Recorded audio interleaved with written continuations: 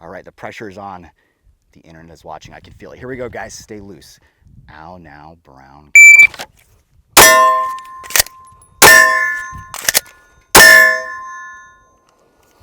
Nailed it.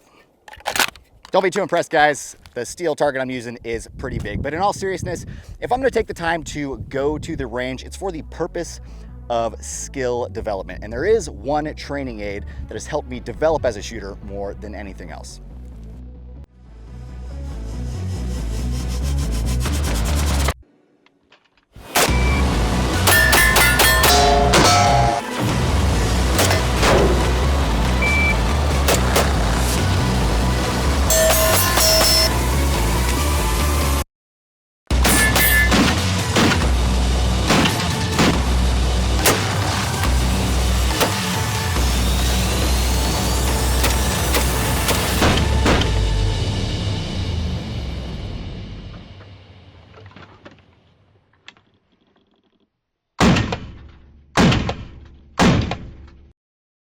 What's going on, guys? My name is Alex from Iron Infidel, and if you are ever in the market for any fitness products, or you like some of the t-shirts you see me wearing in these videos, like the one I'm wearing right now, head over to our website, ironinfidel.com, and just browse around for a little bit. Check out our merchandise. So, like most of you guys, I am a relatively busy guy, and I don't have time to waste on specific activities unless there is a specific intent behind it. I don't go to the gym for fun.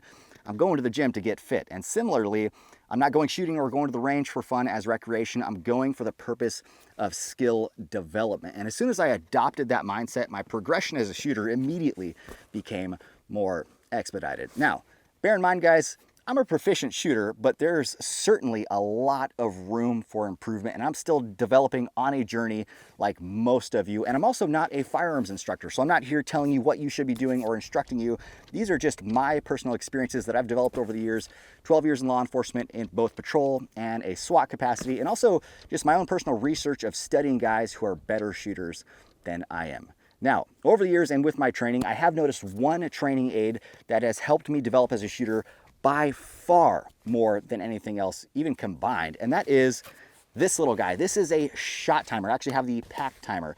This will help you develop your skills by doing two things. It's going to force you out of your comfort zone and start pushing your speed, so you start pushing your progression, and it also adds some stress to the situation. I know it's just a buzzer.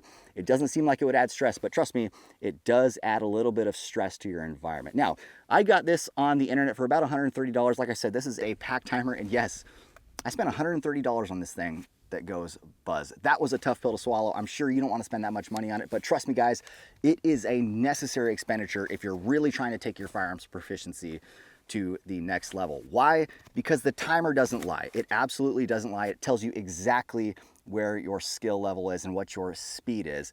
And you can use it to establish what your baseline is by comparing yourself to your buddies that you're out at the range shooting with, or even guys that you see online. Compare yourselves to them. That's what I did. And it helps you really just assess what your capabilities are as a shooter.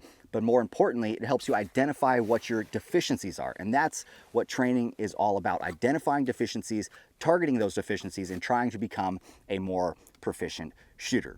So the way you can use this is by decreasing the time standards that you're giving yourself incrementally by tenths of a second or even hundredths of a second if you need to. And you can use it to help you speed up your draw, your reloads, your cadence, transitions, or even long strings of fire that have multiple stages.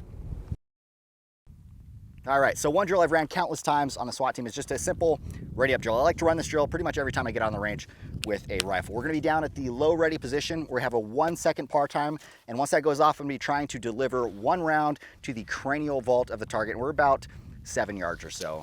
If you're not familiar with the cranial vault, it's that T-box, the eyes and the nose. And the reason you wanna target that area is because it's an immediate off switch for your adversary. So like I said, low ready, 1 second par time, here we go.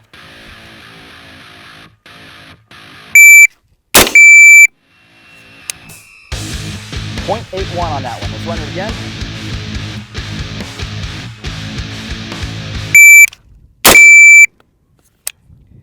.92, got a little slower. Run it one more time.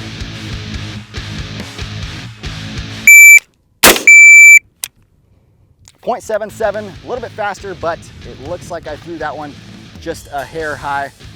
Let's go take a look at the target. Yep, I got 2 rounds basically stacked on top of each other, and then one that's just a little bit high.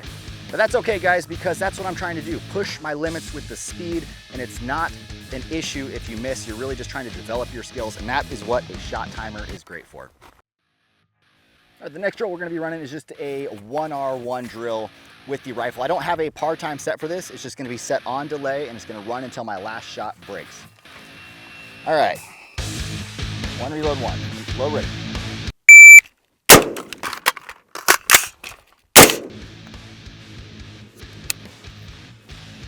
All right, so my total time was 3.29 with the split of 2.47 seconds. The split is the time between the first shot and the second shot. That's the time that it took me to actually conduct the reload. And we got both in the A zone. Obviously it's not ideal, but they still both made it in the A zone. When I'm training, it's not to be a better shooter on the range. Frankly, I'm just not trying to impress anybody on the range. I'm training to be more proficient off the range in real world encounters, and real world encounters are stressful. Now, obviously, introducing a shot timer into your training program, it's not going to induce that same degree of stress that you're going to get in a real critical incident, but it does do a surprisingly good job of inducing just enough stress to make you a little bit more tense, even on drills you've been running for the last 5 years. And it even happens to me. I was just taking lessons with a shooter who is just light years ahead of me as far as skill level, and he was running me through some pretty difficult drills, but as soon as he introduced the shot timer, man, I felt that tension go up, and it was a humbling experience. Now, this can be used a couple different ways. You can set a par time. So what a par time is you set a designated time allotment for you to complete that drill. So I have it set to a 2-second par. The buzzer goes off to start the drill. Waiting. 2 seconds. So that would be your time allotment to complete that drill. That was a 2-second par. You can switch it to whatever you want. Or you can also set it to where it doesn't have a par. It just goes off, and then the time continues to run for as long as you are shooting. But it does, even in that setting, it does still track each and every single one of your shots and record them so you can review them later on. So for example, if you're running a bill drill, you're not going to have a designated 3-second, 5-second par time, but you do want to track your split times. Let's say you want to run 1/4 second splits. The timer goes off, and every shot that breaks, it's recording it in there so you know if you're actually hitting those split times or if you're just all over the place. So the next drill we're running is a simple bill drill. That's 6 rounds on target. I'm not running a par time on my timer. I just have it set to run continuous, but that's okay because I'm really focusing on tracking my split times. I want my split times to land right around 1/4 second. So here we go.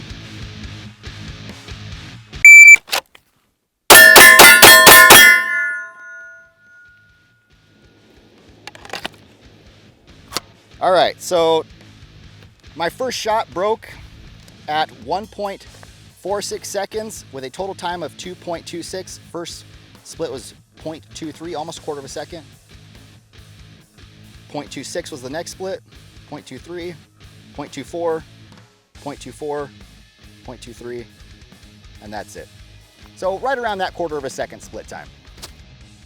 Guys, thank you, as always, for sticking around this long in the video. If you enjoyed the content, do not forget to hit the subscribe button as well as that like button. It really does help us out a lot. Thank you, guys, and I'll see you in the next one.